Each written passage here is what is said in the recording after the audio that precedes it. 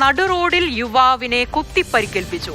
പത്തനംതിട്ട കോന്നി ഞള്ളൂരിൽ വെച്ച് സജു എന്ന ആൾക്കാണ് കുത്തേറ്റത്. ആക്രമണത്തിന് കാരണം സാമ്പത്തിക തർക്കമെന്ന് പോലീസിന് പ്രാഥമിക വിവരം ലഭിച്ചിട്ടുണ്ട്. സി കെ അഭിലാൽ ചേരുന്നുണ്ട് കൂടുതൽ വിവരങ്ങളുമായി. അഭിലാൽ, ഇതെപ്പോഴാണ് ഈ സംഭവം നടക്കുന്നത്? കുത്തേറ്റ ആളുടെ പരിക്ക് ഗുരുതരമാണോ? ഈ അക്രമിയെ പോലീസ് പിടികൂടിയോ?